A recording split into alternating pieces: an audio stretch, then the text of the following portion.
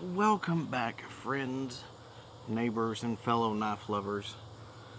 Today we will be talking about a new knife that I've got. It's a new EDC knife that I think just might be the new standard in EDC technologies as far as knives go. Now, I've got a few here on the table that we'll discuss.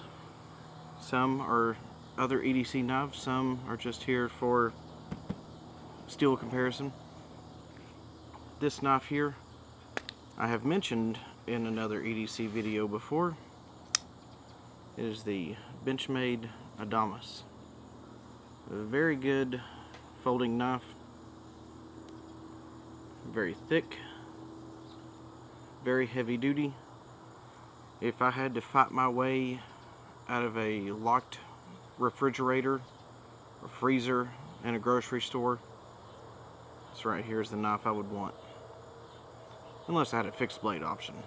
In the summer, my main EDC has been this knife, Spyderco Paramilitary 2, or Paramilitary, if I'm pronouncing that correctly. This is also an incredible knife, and a knife that is, from all intents and purposes, and from what I understand, a whole lot stronger and more capable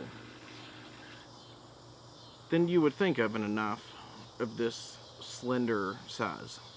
I often carry this when we're camping and whatnot. I really like the ergonomics of this knife.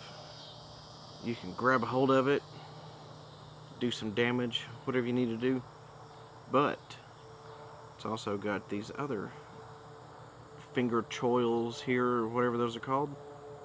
Just fits in perfectly, and you can get in, do some very fine whittling work if you need to. So another great EDC knife. Probably not one that you could put into the budget range, I guess one could call it, but a great knife.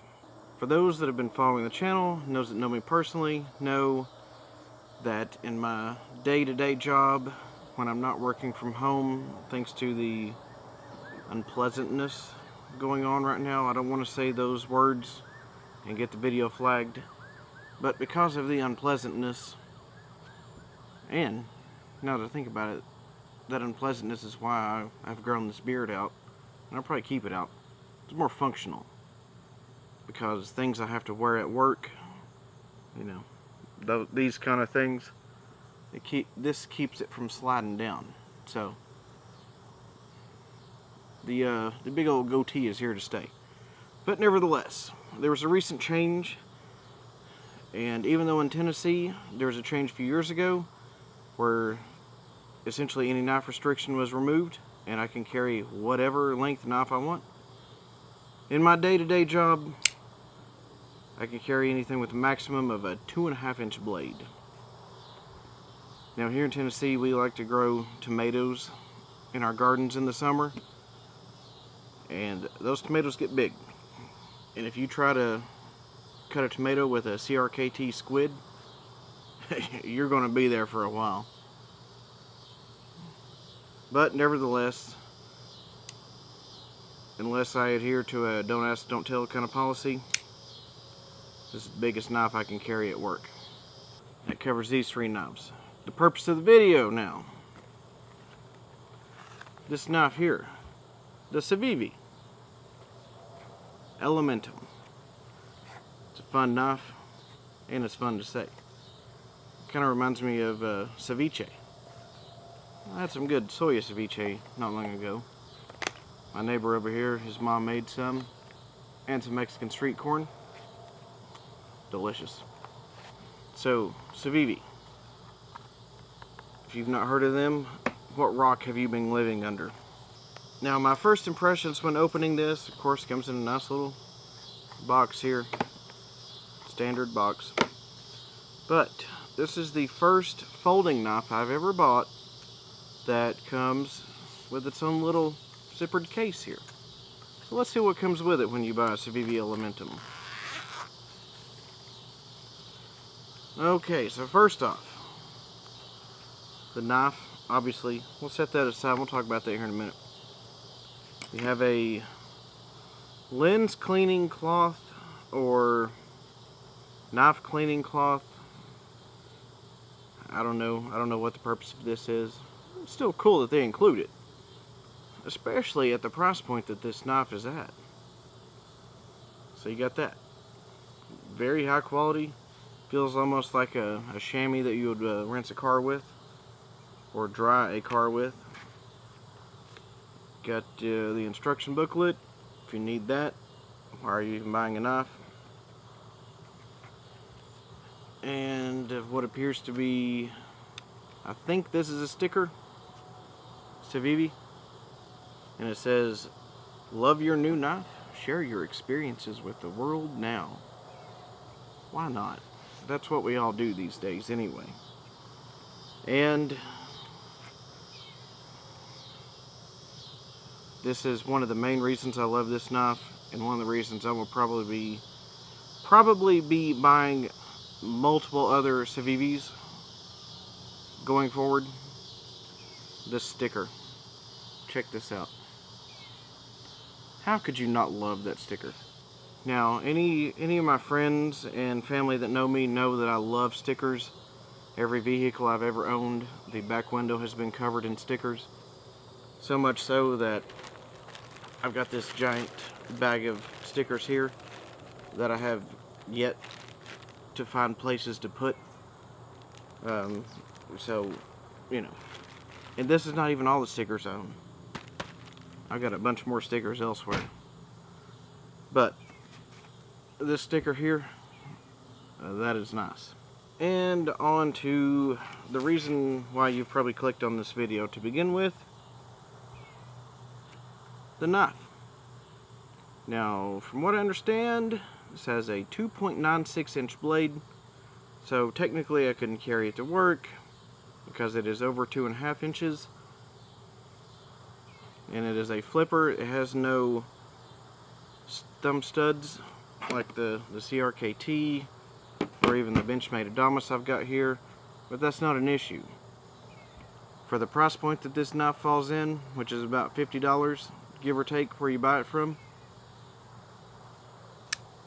you don't need the thumb studs. And someone could be seriously forgiven for mistaking this for an assisted opener, because it opens so fast and so smooth.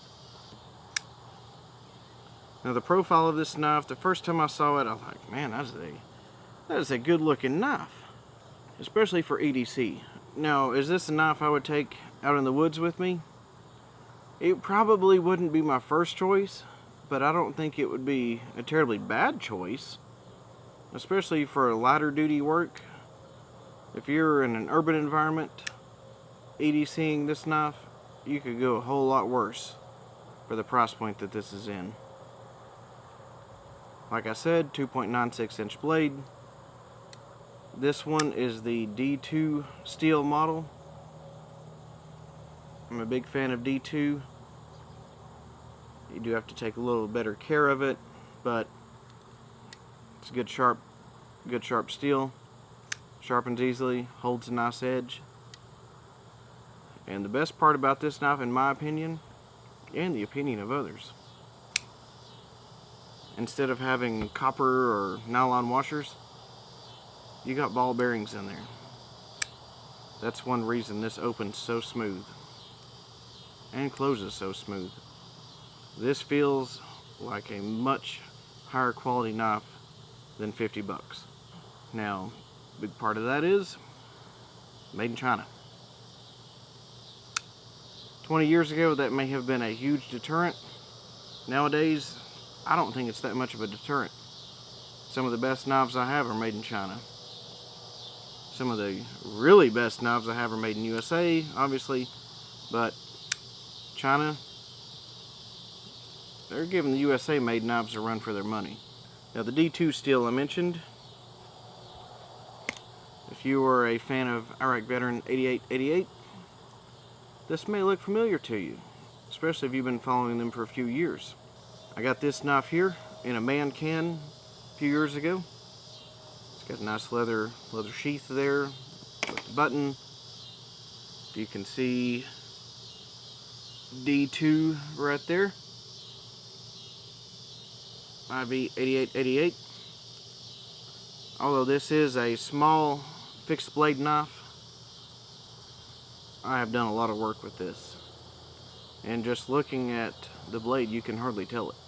So, that brings us to the end of the video here. If you're looking for a good knife, so far my first impressions, you cannot go wrong with this Civivi Elementum. For one, it's fun to say, Civivi. And two, from best I can tell so far, and for those that are paranoid about it, or paranoid, the knife centers perfectly when it's closed. So stay tuned. In the next 2, 3, 4, 5, 6 months, I will be doing a follow-up video on this. I'm going to make this my everyday carry knife. I do use a knife at least once every day for various things. We'll see how this holds up after 6 months in Tennessee and here in a few weeks in the Florida environment. Thanks for watching.